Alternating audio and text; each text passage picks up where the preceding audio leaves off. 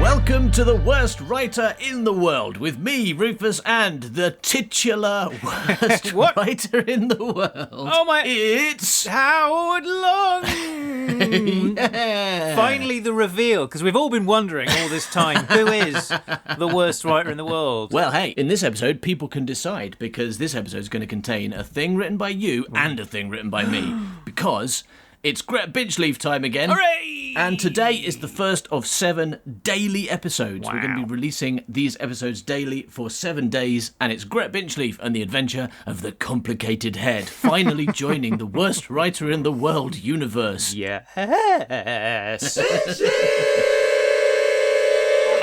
continuing adventures of Binchleaf, the soft-boiled private dick with a crippling fear of pies.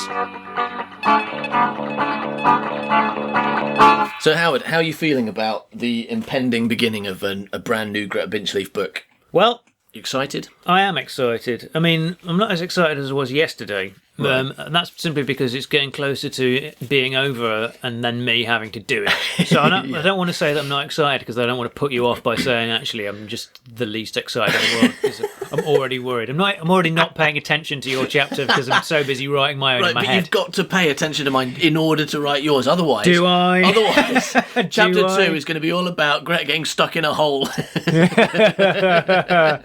No, it's not though, is it? And, that was the bit that I actually did pay attention, yeah. If I don't It'll be pay about a attention, stick if I villain. don't pay attention, it'll be a lot shorter. If I pay attention, I'll just be like referencing everything you mentioned. Yeah, okay. So I'm not going to listen to this chapter. Just let me recap the Yeah, plot just give me a little details précis at afterwards. the end. It'll be good to go. I'll write the plot so far for next week. Yeah. Yeah. So no, I'm very excited. Cool. I just don't sound it. So it's chapter 1, so there's no plot so far. Because as we said, it's a new book. It's not a continuation of any of the previous books. It's not a prequel. It's not even really a sequel. It's just it's a Gret Binchleaf book. Okay. All right, so it's Gret Binchleaf and the Adventure of the Complicated Head. Chapter 1, The Adventure of the Pummeling Fist. Ooh.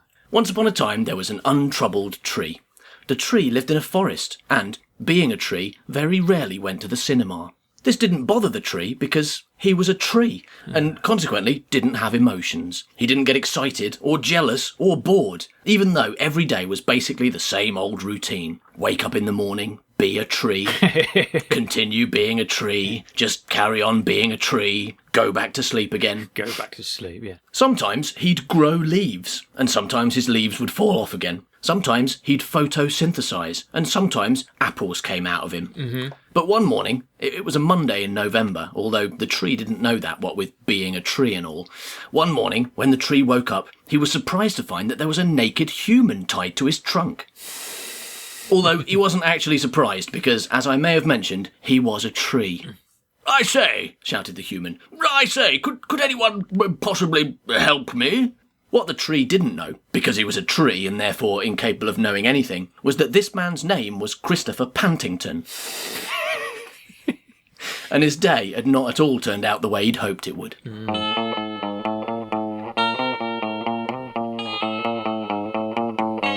After a pleasing breakfast of boiled liver on toast, Christopher Pantington had made his way to the railway station. He was in a fine mood and had a smile for every stranger he passed, even the stinky poor ones. He boarded the train, found a seat he felt at one with, and parked his bony behind on it. "A glorious day for a trip to the countryside," he said to the man seated opposite. "I believe that this train passes right by the cricket ground. If we're lucky, perhaps the train will get hit by an errant six, what?" The man looked at Christopher Pantington and resolutely did not smile back. "I'll hit you with an errant fist if you don't shut your chip hole, you four-eyed twit," he said.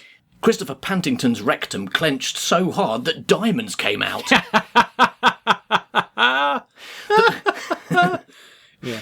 The man was enormous in every respect. Tall, wide, with a head the size of a beach ball, and hands like gigantic slabs of dangerous pork. Christopher Pantington was terrified. Too terrified, in fact, to do the sensible thing and shut his stupid face. He stammered. "Where are you off to today, old chap?"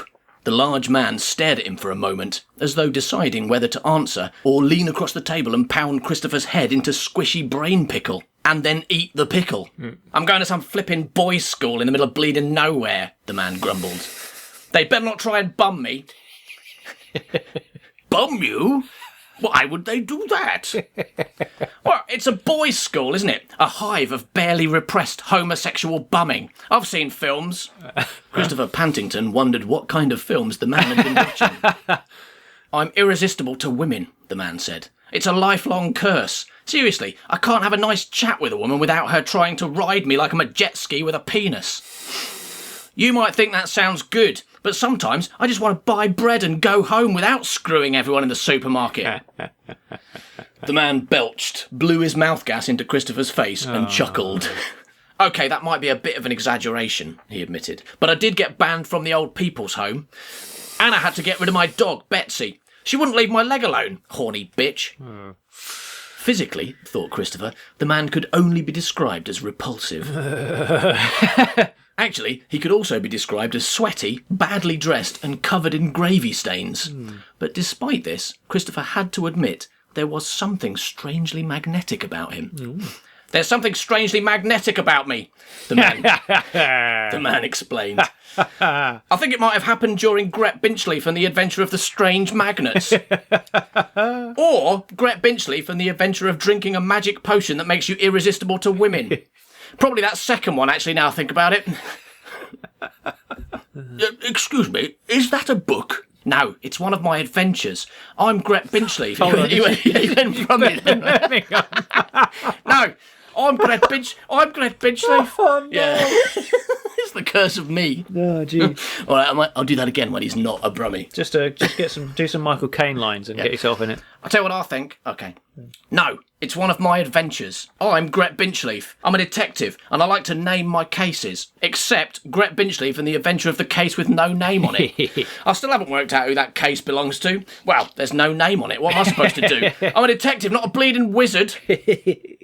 Just because it's a boys' school, that doesn't mean they're all homosexuals. And even if they are, they're not automatically going to want to bum you. And even if they do, just say no. I've never been very good at saying no, Gret replied. Do you know how many times I've been married? No. Neither do I. I lost count after 90. Well, said Christopher, I think that's very telling. I suspect your fear stems from the belief that homosexuals will treat you the same way you treat women, as a sexual object to be used and thrown away. Listen to me, you tiny prat. Yeah, go, Gret. I've never thrown a woman away. I always have them buried properly in the back garden, next to Betsy. It sounds awfully like homophobia to me, dear boy. I'm not a flippin' homophobiac, Gret said. I don't care who you have sex with, as long as you do it behind closed doors. But, I mean, that goes for straight people too. Everyone should close the door. Who has sex with the door open? Close the door, you straight bender. Well, yes, I suppose that's... Why do you care so much about a school full of barely supervised boys, anyway? Asked Gret, eyeing Christopher suspiciously. I'm a teacher there, Christopher blurted. The last thing he wanted was for this volatile detective to think he was a predatory paedophile on a day trip.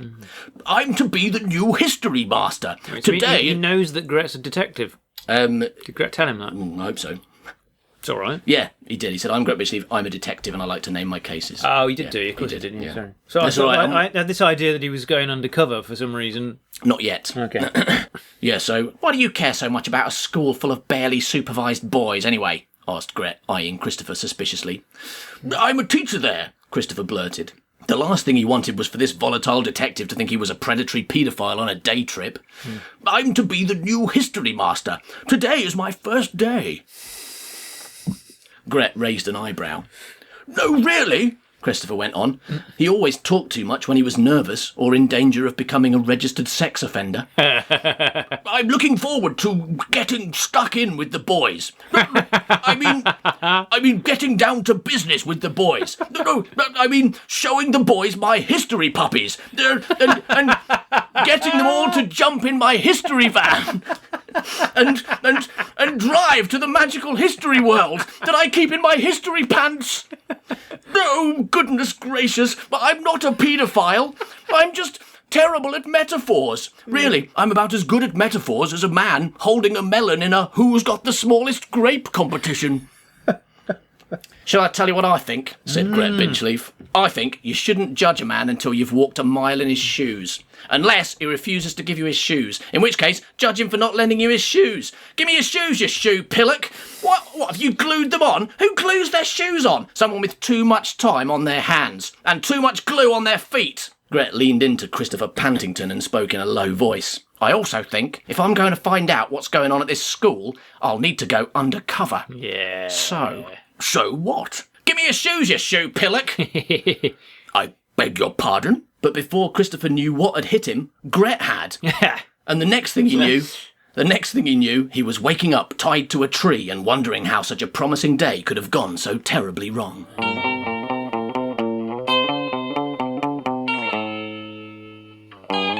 Meanwhile, Gret Binchleaf looked down at a sea of expectant young faces and wondered what they wanted. What do you dwarves want? Gret asked. Sir, said one of the short idiots.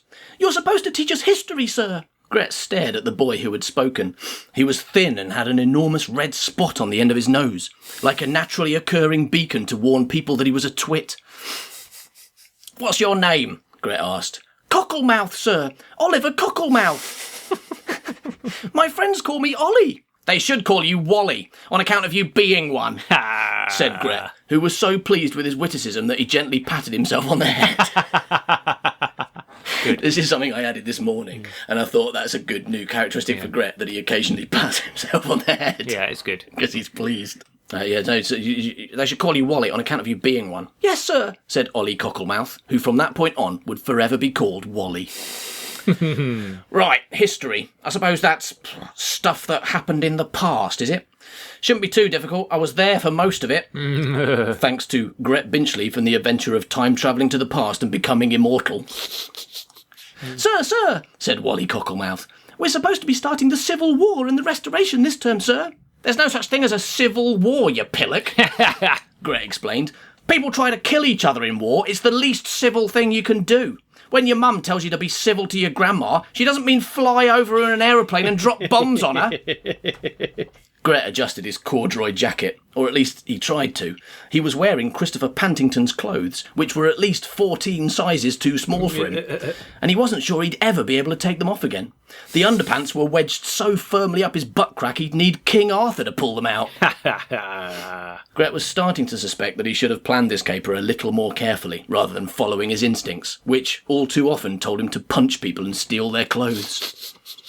Your previous teacher must have been a right moron, he said. You're lucky I'm here before it's too late. So, the Restoration, you say? Right. We'd better start with Gret Binchleaf and the adventure of nailing Charles II to a tree. That's a good one.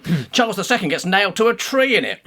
Gret opened his bag and fumbled through the case files he always carried with him, in case he unexpectedly met a publisher. Ha! Sir, said Wally Cocklemouth. Who's Gret Binchleaf? Who's Gret Binchleaf? Said Gret Binchleaf. He's the most significant figure in history that you've never heard of. He's a time-travelling, universe-jumping, cyber-Hitler-defeating ace detective who's been killed at least 8 times, become a god twice, and is afraid of nothing. Wow. In actual fact, Gret had a debilitating and sometimes fatal phobia of pies, ever since Gret Binchleaf and the adventure of the regular pies turning into killer pies. Fortunately, there didn't seem to be anything scary in the classroom, just a bunch of boys who, thank goodness, didn't have pastry round them. And he puts it about a bit, so he's probably the real biological father of most of you lot, Gret told them.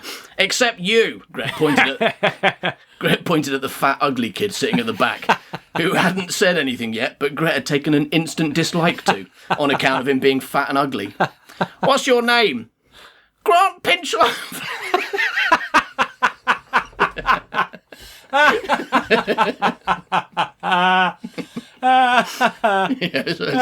It was always going to happen. Grant Binchleaf, sir. My mum said that my father was a private detective who ran off. A private detective who ran off screaming after she made shepherd's pie for dinner one day. Gret shuddered. Stealth pie, he thought. Pie disguised as innocent mash. All right, Pinchloaf, shut your stupid face and don't talk again until everyone else in the universe has definitely died, you ugly pillock. Gret smiled. A broad, bowel-shuddering smile, like a malevolent hippo with wind. Right, he said, opening his casebook. Let's learn some real history.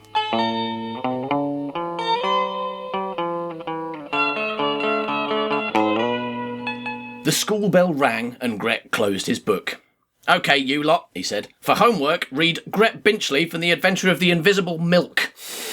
And be prepared tomorrow to discuss the socio-economic ramifications of no one being able to find their milk. The boys filed rambunctiously from the classroom, and Gret leaned back on his chair. He was surprised to find that he quite enjoyed teaching.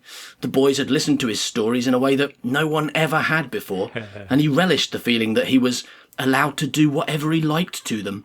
Tomorrow, maybe he'd make someone stand in the corner, or rap someone's knuckles with a ruler, or punch someone so hard they time-travelled to Christmas.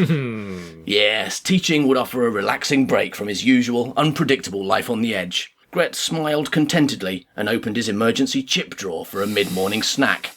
Sodding fuck! Gret gasped. Inside Gret's chip drawer was a severed human head. Oh. The severed head of a boy, no more than 11 years old, staring up at him with empty grey eyes that reminded him of his 32nd wife, Veronicolin, who had tragically suffocated after she ate a big bag of magic mushrooms, became convinced that she was a spaceship and flew to the moon. Gret blinked away the image of Veronicolin's aft fuselage disappearing into the clouds and focused in on what really mattered. Here, he said, looking up at the empty classroom. Where's my bleeding chips? Who has moved Gret's chips? And why did they replace them with a severed head? Why is Gret masquerading as a teacher at a boys' school? Is he on a case? Or is this just something he does in his spare time? What will happen to Christopher Pantington? Will Gret go back for him? Or will he leave him to freeze to death while tied to an emotionless tree? Find out in Chapter 2, or possibly Chapter 3 if Howard decides not to deal with it, of Gret Binchleaf and the Adventure of the Complicated Head. The continuing adventures of Gret Binchleaf, the soft-boiled private dick with a crippling fear of pies. Hello, listener! Oh! And it's time for Gret Binchleaf Chapter 2, and I think, Howard, it's your turn. Yep, and Well- I am psyched up and ready to go. I can't tell you how excited I am to hear it. Find out what happens next. So, the plot so far. Okay. The plot so far. Gret Binchleaf loves to consensually tie up women and whip their titties. On this occasion, however, without consent, he has tied up a man and whipped his identity. Okay. Yeah. All right. So, You wondered where that was going, didn't you? well, no, because you're writing it. I thought, you know, any excuse to talk about whipping boobs and stuff. I didn't want to start with a boob joke. But I did. I didn't want to. Because I hate me. I don't even like that joke, but it was like, I've got to have a plot so far, so it's going in. Yeah. Okay, so, but we've also learned that Gret likes tying up women consensually and whipping their boobs. Yeah. That's a new, something we didn't know about Gret before. You're going to find out something else you don't know about him right now. No. Now he's undercover at a boys' school where he just got head from a small boy. Gret Binchleaf usually loves to get head from small boys. Wait a second. Or to be specific, he loves to get head from Mrs. Agatha Smallboys from number 23B. Okay, so she's an old lady, right? Yes. Okay, that's good. Okay, but on this occasion, he doesn't love getting head because it's all decapitated and in his chip drawer.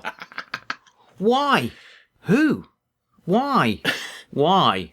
What? Find out the answer to all these questions now in Gret Binchleaf and the Adventure of the Complicated Head, Chapter 2. Gret Binchleaf and the Adventure of the Anti-Gravity Client. Oh, well. Okay, so, sci-fi time. Yeah! Brilliant. I was a bit bored with Chapter 1 with its complete lack of sci-fi elements. The school that was disguised as a spaceship took off. Aliens came out. Hang on, the school that was disguised as a spaceship? Yeah, okay. Don't you mean the other way around? No, because it's surrealist. Because it wouldn't be able to take off if it was a school disguised as a... That's really surprising. What you said was a school took off. but they painted it like a spaceship, like grey. No.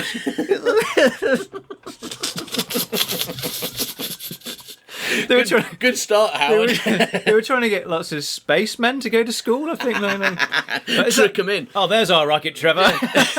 Go into the spaceship, spacemen. Right, maths. Oh, no. I thought I was going to the moon, but now I've got to do a history class. Okay. Gret Binchleaf stood in the empty classroom, framed by the blackboard, upon which had been clumsily scrawled 50 times in childish handwriting, Gret Binchleaf is brilliant at sex. Someone has to do lines. Yeah. Here, where's my bleeding chips? He said. Gret looked down at the amputated head in the chip drawer. It stared back indolently. And that was when Gret started to get a massive detection. And said so. I'm getting a massive detection! Most people didn't have detections as big as his, but then Gret Binchleaf was a big private dick. Of course, he exclaimed as his detection peaked. I ate the chips. But not to worry, of course. There were always more chips. It's not like they could run out or something. So, slamming the drawer shut on the offending noggin, Gret binched out of the classroom. Right, so we're going to take on the Smurf thing, right? Well, no, I was just trying to think. I wanted to say that he hurried out, and then I thought about Gret Binchleaf and he thought he doesn't hurry. Then I wanted to say that he hurried in the way that Gret Binchleaf would hurry out of a room, and I didn't want to get into a really long sentence, so I just thought, well, I'll just use binch as a doing word, a verb. Is that right? A verb? Yeah, absolutely. As a child, the school cafeteria had proven itself to be dangerous territory for young Gret Binchleaf. He was saddened to learn, as an adult, little had changed. What's the choice? He asked the dinner lady. Pie and chips, she said. Or salad. Oh, that's a terrible thing, isn't it? Because there's chips, but if he wants chips, he's got to have pie. Yeah. That's catch-22 for Gret Binchleaf. It's catch That's binch 22. Binch 22. I was going with catch binch. Mine makes more sense, but yours is better. All right, catch Binchy binch. Oh, good. Okay. Gret frowned. If there was one thing he hated more than dying from pies, it was salad. He'd rather be dead with pastry coming out than eat a fucking leaf. Pie and chips, please, he said. Oh, my God, this is a big moment. But hold the pie. Oh, okay. And when you hold it behind you, as far away from me as possible. Gret had been terrified of pies ever since he climbed a really big one and made the mistake of looking down. He's afraid of pites, then. Yeah, I should have put that. I just thought, and I couldn't think of anything. I thought, I'm just going to start misunderstanding it completely from now on. It's good. Go through all the different phobias, and because there was the spider pies as well in the other ones. Piders. Eye pies, and there was a eye pie despite. Eye pies. Spider pie. Spider eye pie. Eye pie with my little eyes at the beginning with pies. It's a pie! Gret Binchleaf's least favourite game. Eye pie. Eye pie. That's what another thing I hated as a kid. Oh no! Gret, let's play eye pie. No! Yeah. That's why he hates pies. Because the pie was always on his head. Because he was always it in the game of eye pie. Gret took his plate of chips and glanced over to the teacher's dining table. There was only one seat, right next to the headmistress. Gret frowned again. Though he'd been here less than 5 hours, his relationship with the head was already complicated, and she had changed her Facebook status accordingly. So you're saying they are actually in a relationship? Yeah. Okay, good. How long's he been there? Less than 5 hours. Well, he is irresistible to women. Isn't he? I reread yours to check, and then I realised that he basically got there and was immediately teaching history because Christopher Patton. So it's still the same day, basically. He first met her at morning assembly, where he had said, "Hello, I'm the new teacher, Mr. Crispy Pants or something." Then he had met her a second time at recess, where he had said, "I told my penis about you earlier, and he really wants to meet you."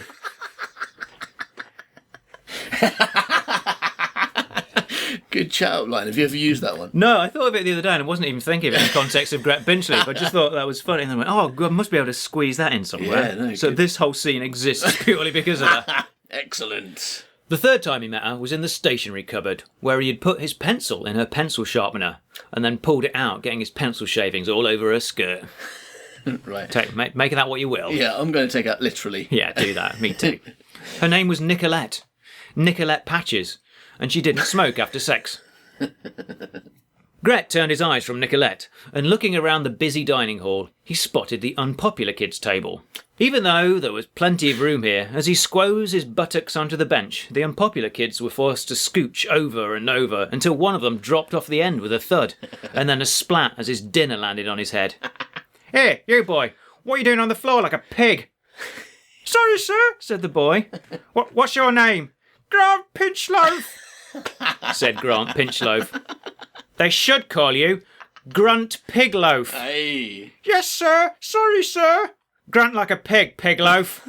"Oink, oink, oink, oink," said Grant Pinchloaf, who from that point on would forever be called Grunt Pigloaf. Or at least for 18 days, till the bullying became too much and he drank that bleach. Oh, God. The bullying by Gret, presumably. Because there's no sign that he's been bullied by anyone else. This is horrifying. Okay, as Gret took his fork and aimed for a chip, he was annoyed to find the severed head of a young boy on his plate. What is it now?" hissed Gret under his breath. "How's my case going, Binchleaf?" asked the head. Binchleaf regretted ever taking on the spooky head as a client. But given it was so tenacious, he'd ultimately been left with little option. Cool. So the head in the drawer Yeah. wasn't a physical head. It was his client that appears. Yes. In various places. Is he the only one that can see it? Yes. Excellent. Excellent. Some time earlier, it was the night of the Fat Detective Guild's annual show and tell.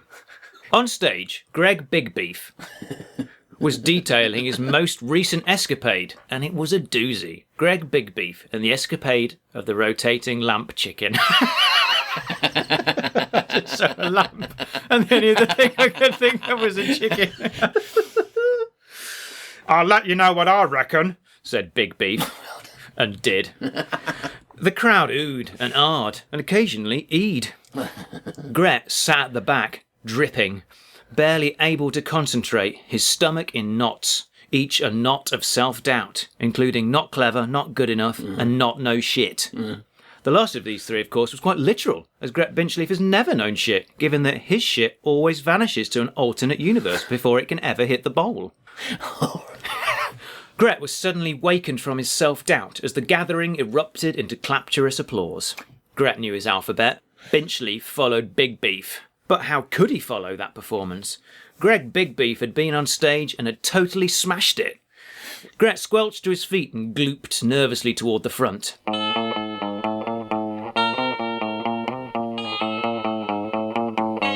Gret stood before his peers, the sweat dripping from his nostrils. Or maybe it was snot. Or maybe it was his brain leaking again as a result of the chemo.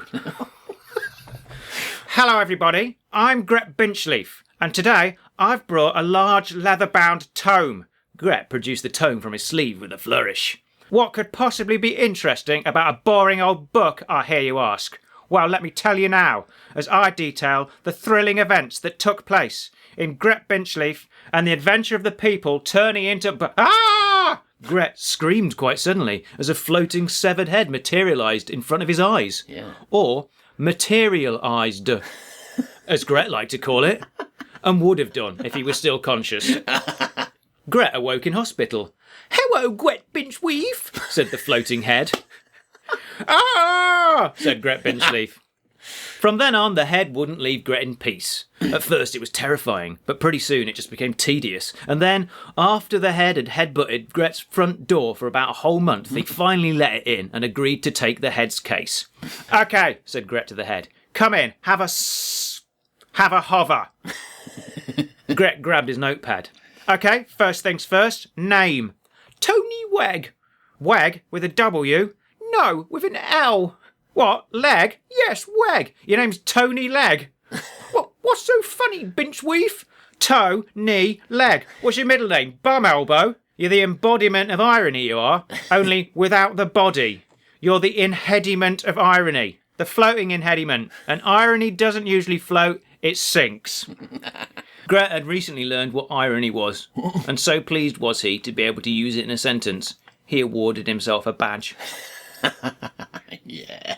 Okay, so, Tony Legg. Can you think of any reason why someone would want to steal your body? For example, was it particularly hot and boobered? I'm an 11-year-old boy. What do you think? I'll tell you what I think. I think you're not an 11-year-old boy. You're an 11-year-old head. I also think... He's a detective. You can't put anything past him.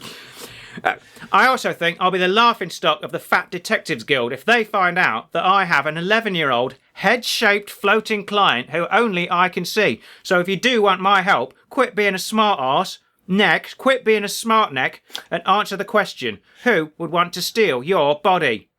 Obviously, nobody wanted to steal my body. They wanted to cut my head off. Interesting hypothesis. But if that's the truth, then where is your body? Tony Legg would have shrugged, but he didn't have any shoulders, so he just kind of wiggled his eyebrows. I rest my case. So I need to get into the mind of a thief. Let me see. Here we go. At the Guild, uber-famous fat detective Fubsy Falstaff had given a speech on imaginative empathy, and Gret was keen to try out this new methodology. Okay, so the mind of a bad man. I'm a bad, bad man. I'm a very bad man, and I really, really want the body of an 11-year-old boy. Gret's secretary, Bendy, who had just entered, decided better of it and turned on her heel. Yeah. This is a waste of time, Binchleaf, squealed Tony after a week of imaginative empathy and a random trip to France. Yay! Just get your backside to my school and find the killer. Which brings us back to a head on a plate of chips in a school. Listen, Tony Legg, I can't solve anything in the daytime because I have to teach a mystery class. But as soon as it gets dark, I'll be on the case. You have my word. Now piss off and let me eat my chips. That night, as Gret slept like a particularly large log that couldn't be further off a case if it tried, out in the forest that surrounded the school, an age-old philosophical thought experiment was finally being solved by a tree. The question was this: if a stupid naked idiot shouts his head off in a forest and no one is around to hear him, does he make a sound? And the answer was, yes, he fucking does. And how are his emotionless trees supposed to get any fucking sleep when stupid naked idiot twats won't clam the fuck up? The naked idiot twat in question had been yelling intermittently all day now. He was having a terrible day. There are no toilet breaks when you're tied to a tree, so Christopher Pantington had already crissed his pants twice. He'd literally crissed over his pants a ton. This is the naked man tied to a tree, right? Yeah, but he's got pants on. Oh, has he? Okay. Yeah, he's naked except for his... Gret didn't take those. He already had his own pants on. No, he did. That's mentioned, in fact. Yeah, but American pants. Oh, okay. So because he's wearing his underpants and they're so far up his bum that he's... Okay, yeah. What Gret did, not understanding how swapping clothes works, is he put his own pants on Christopher Pantington and took Christopher Pantington's pants because he thought, I've got to stay in character. I've got to wear the other man's pants and his jacket, but nothing else. Yeah. What does he sound like again? Okay, pretty. He literally crissed over his pants a ton. That and yelled a lot. Hello, I say, is anybody there? Yelled Christopher Pantington. And until this very moment, there hadn't been. But now he saw a movement in the dark of the dark woods. Oh, thank heavens, I thought nobody would ever come, he called with relief. Hello, Brian Blessed. Trailsy friend. But just then, the clouds shifted, allowing the moonlight to illuminate the forest, and like a woman removing her blindfold to discover you're not the thin, muscular man you claimed, Christopher saw. The next morning, in the warm light of a brand new day, at the foot of a happily dreaming tree, lay Christopher Pantington's dead, severed head. And elsewhere, in his boarding school bedroom, Gret Binchleaf awoke to find not one, but two spherical floating guests.